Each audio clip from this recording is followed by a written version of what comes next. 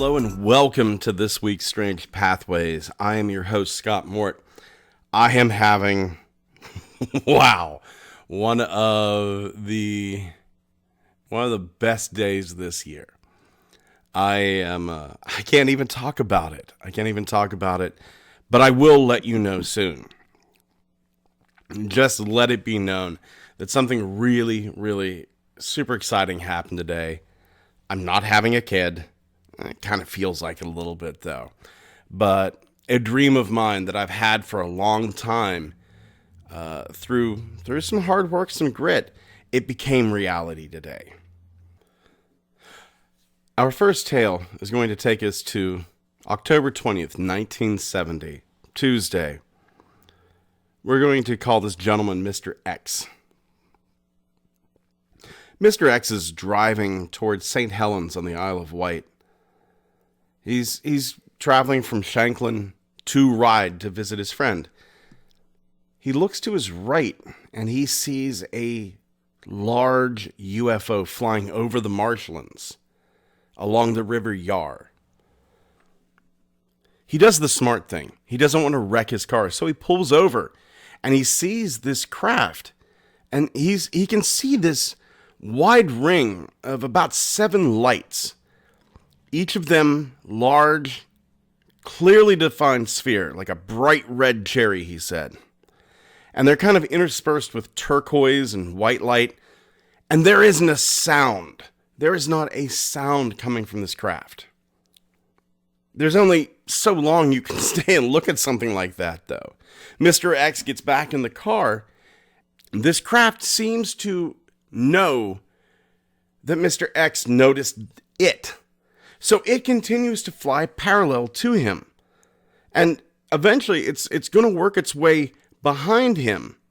Rotating slowly, it's going to follow about 300 yards behind him.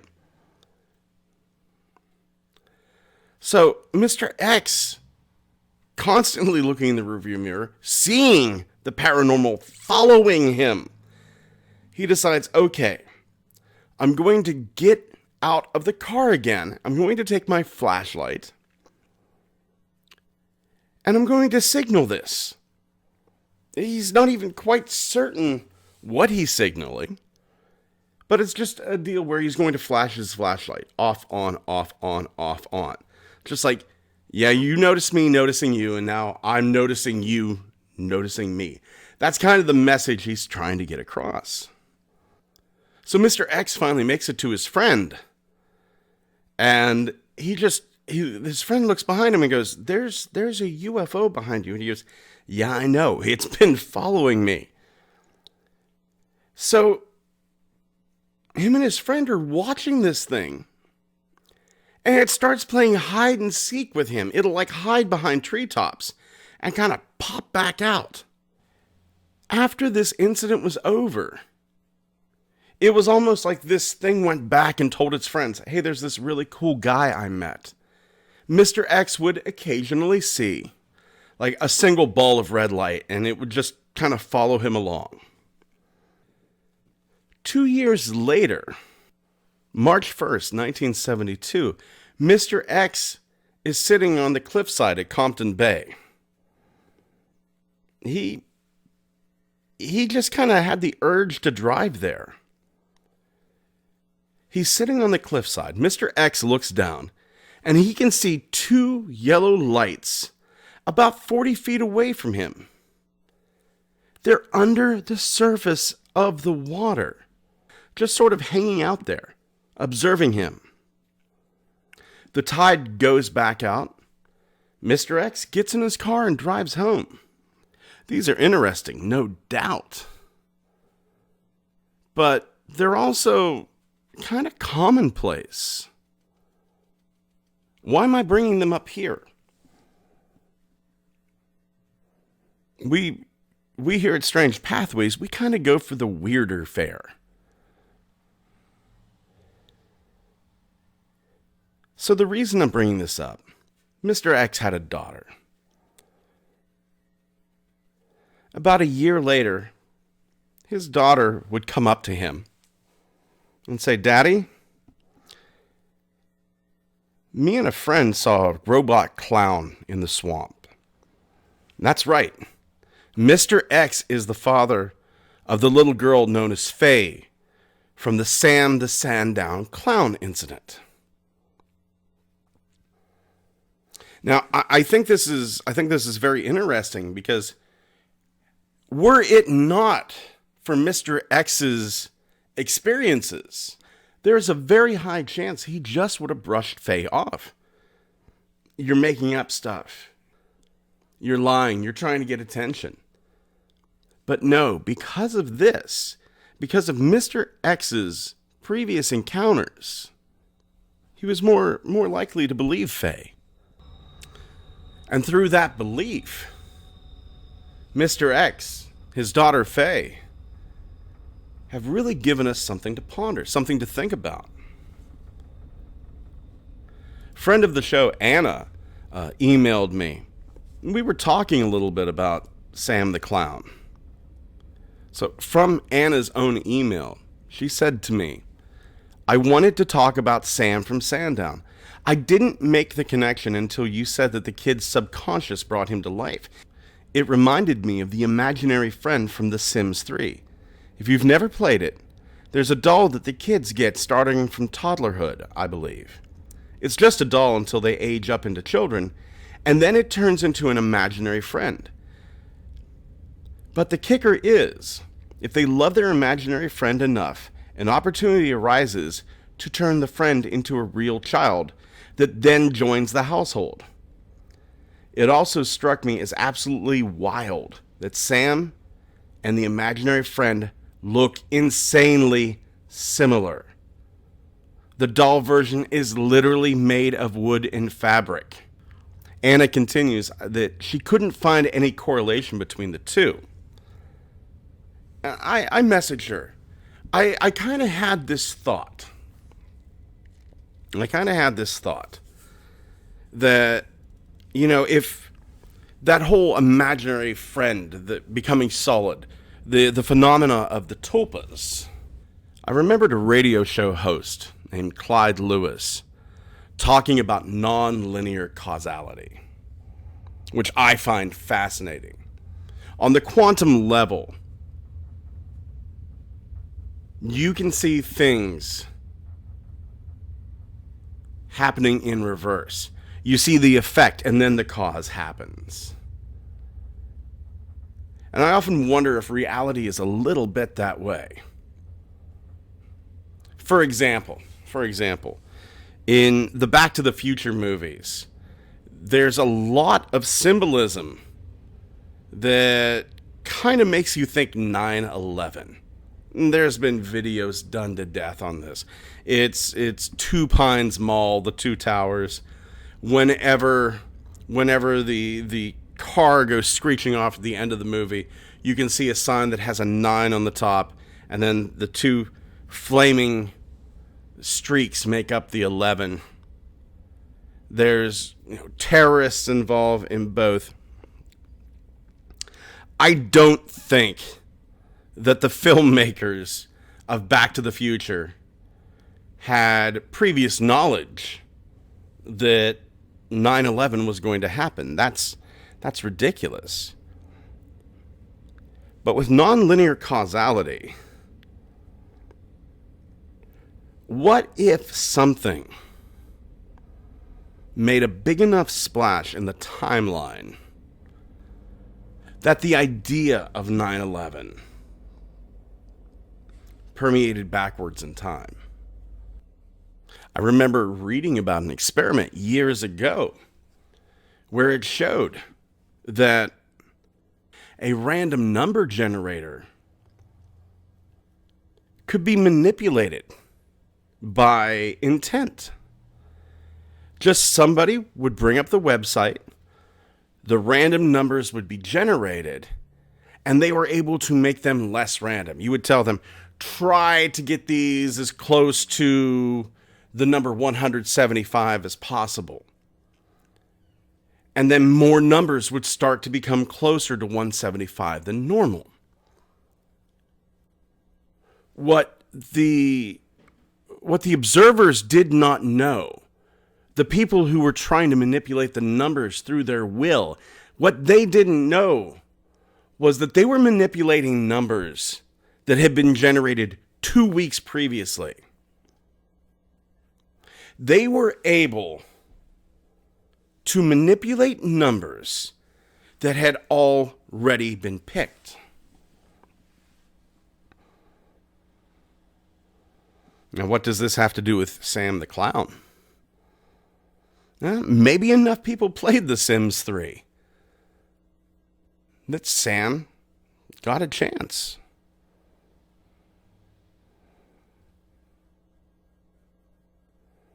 I had another theory, really way out there. Really way out there. Sam called himself, I am all colors Sam. And before anybody goes, yeah, this is going to get weird. It is going to get weird. It is going to get very weird. And I am more than aware that what I am going to say is really a stretch.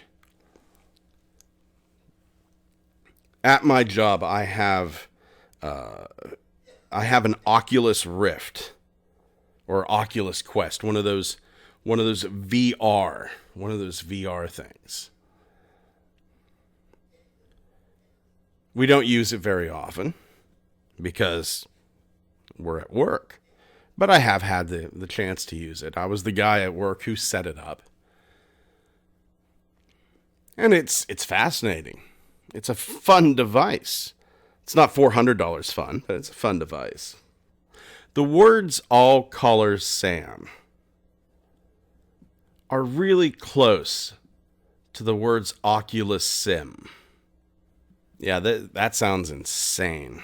I'm going to stop it right there. We're going to go back to 1961, September, Northampton, Massachusetts, for our next tale. I'd like you to meet Mrs. Stella Lansing. She's pretty normal. She doesn't use any drugs, except for aspirin. No hallucinogenic agents. Only infrequently uses alcohol. She's a high school graduate with 1 year of nurse's training. She's worked off and on in nursing homes. She's been a part-time jewelry store clerk, a cocktail waitress, and an injection molder in a plastics factory. And she's been a taxi driver. She was the president of her hometown VFW auxiliary. She was a member of the Button Club. On that night in 1961, Stella's driving along and she sees something in the sky. It's a brightly lit orb hovering over the trees. She's trying to figure out what's going on. But it speeds towards her car. Just kind of floats there for a second and then shoots off into the night sky. And for a long time, she never told anyone. In 1964, she sees the same thing again. This time, it's following her. She looks in her rearview mirror, and she also sees a large black sedan following her. The orb and the sedan are moving together in unison. The black sedan pulls up beside of her. She looks over. She can't see through the windows. The black car pulls over to the side of the road. The orb shoots out over the field. Stella breathes a sigh of relief. She thinks to herself that this car pulled over to watch the orb disappear. And over the next few years, Stella would see this orb more and more often. She gets the feeling that it's keeping an eye on her. Halloween night, 1966. Stella's out for a drive. She's parked at the lakeside, not far away from her home. As she's just out there looking at the water, She's just relaxing. She wants to get away from it all. She sees something come from beneath the water. It's a head. It's wearing a black skull cap. And it's just peeking above the water's surface, staring very intently at her. Terror jolts through her. She starts the car, starts to back it up. She turns on her brights, and this thing starts to emerge from the water. It's a humanoid thing. The sudden brightness of the light seems to startle it. It runs off into the trees. She looks up. She sees an orb about the size of a basketball shoot up from behind the trees. And then another larger orb flies out low across the water. This time, though, a few of her neighbors saw it. Her home was only 60 yards away from the lake. Remember, this is 1966. Not everyone has a camera on them at all times. Photography is not as simple as it is now. Every day, we take more photographs than was taken in the first 100 years of photography. Stella decides, I need to get this stuff on film. No one is going to believe me. So she buys an 8mm camera to try to catch a few photos of this. February 18th, 1967, she gets her first chance. She sees the lights again, the smaller orb, the larger one yellow, one red. This time, she's proactive. She stops her car. There's another motorist that stops by and says, yeah, I see it too. And they both watch as another two orbs join the first two orbs. And they start to do maneuvers in the air. It's like they're showing off. Stella gets a lot of footage. And as she's taking the footage, even more drivers are pulling along, watching this happen. One of them even knows Stella. It's one of Stella's friends from work. These lights fly off. Another big blue-white light approaches them. Stella continues to film. It flies off into the night sky.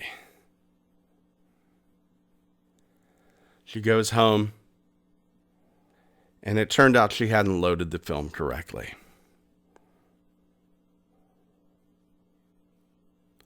But some of it worked. Not all the film was ruined. In one of the photos, you could see 4 humanoid figures sitting in the blue-white orb. She didn't notice them while filming. Stella Lansing becomes disturbed. She's frustrated. Those close to her are just absolutely refusing to listen to her. They won't even look at her films. She goes and meets with a priest. Stella Lansing is hospitalized. She's diagnosed with paranoid schizophrenia, hallucinations. She's admitted for 10 days. Less than a month later, Stella returns, stays for another 5 weeks. Her priest has convinced her that all this UFO stuff that she's seeing is communication from the Lord of Flies, Beelzebub. Stella Lansing didn't really have an interest in the Bible or religious literature. No, Stella Lansing was a very literal, down-to-earth type. And this would go on. She recorded just the facts. She didn't really theorize about what was going on. It was just the facts. Through this, Stella would come in contact with Berthold Erich Schwartz. He was a psychiatrist and a paranormal researcher. He had been certified in psychiatry by the American Board of Psychiatry and Neurology. This was a very intelligent, very forward-thinking man. And Dr. Schwartz, he put Stella through the ringer. Physical examinations, neurological examinations, psychiatric examinations. Now, during these psychiatric examinations, she would make a lot of statements that she never really talked to anyone before. During these psychological examinations, Stella would open up a lot. She would tell him that she was in contact with aliens and demons, that she had paralysis due to this, sometimes lesions on her skin. But the one thing Schwartz did was listen to her. Schwartz looked at the footage that Stella took. Schwartz and Stella went out to an area where she had had previous contacts, along with a friend of hers. And he saw something for himself. This was a flaming disc, as he put it. Then, to make things even weirder, the men in black showed up. About 200 feet away from them, they saw the black sedan. And it would flash its headlights, but not both at the same time. It would flash a right one, a left one, a right one, a left one. Schwartz thought it was almost like a Morse code. It was semaphore. Stella's friend panicked, screamed for them to get back in the car. They did. But Schwartz photographed most of this incident. Now that car, that mystery sedan, it turned up its lights, drove off, barreled past them at a huge speed. Schwartz said himself he couldn't make out the license plate. He couldn't even make out the car type, because the headlights were so bright. He thought it was like a large General Motors car. Schwartz said the car was noisy. It almost sounded like there was no muffler or a hole in the muffler itself. This proved to Schwartz that Stella was not hallucinating. Stella started to take photographs. She could take photographs where nothing would be seen. But on the developed film, there would be entities. There would be craft, bright lights, strange lesions on her skin that would not show up under normal vision. Groups of people. Some of the most interesting photos that Stella Lansing took were called the clock photos.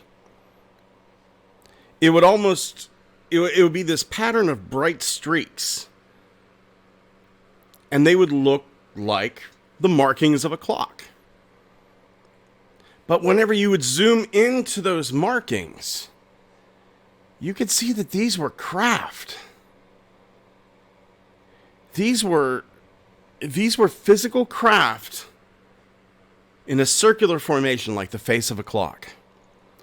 And to make matters even stranger, sometimes those clock faces would spill over into the next frame. Was Stella faking it? If she did an amazing job of it, because she was observed closely. She would take photographs with other people's cameras and get the same results. I would say probably the most interesting photo that Stella Lansing ever took was the occupant's photo. She took this near her home in Munson Hill. None of the three men in the photo were in the room where the picture was taken.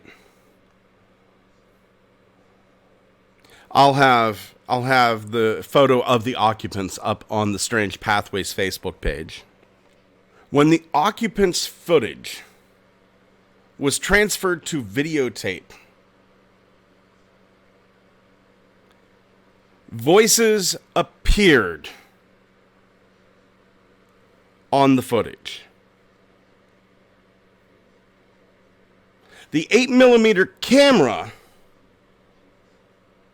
that she took the footage with could not record audio.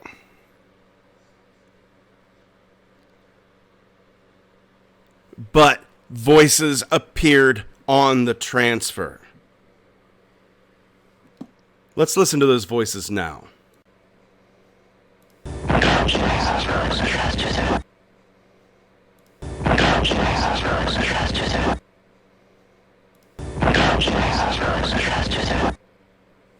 Stella Lansing would take these photos for the rest of her life. The library she built up was incredible. Not all of it's been released. Stella Lansing passed away in 2012. While she was tormented in life by the unknown, I hope that she has found a peace and happiness on the other side that eluded her here. Thank you so much for joining us here this week on Strange Pathways. Please go over to our Facebook page. We are going to have quite a few of Stella's photos over there. They are absolutely incredible. They are fascinating. Be sure to comment, like, and subscribe if you're over on the YouTube page. Leave us a review on your favorite podcast app. And if you'd like to get in touch with me, you can do so at strangepathwaysmail@gmail.com. Once again, I have had a beautiful time, a wonderful day. More on that in a future episode.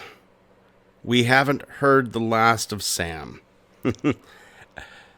Take care of yourselves and each other.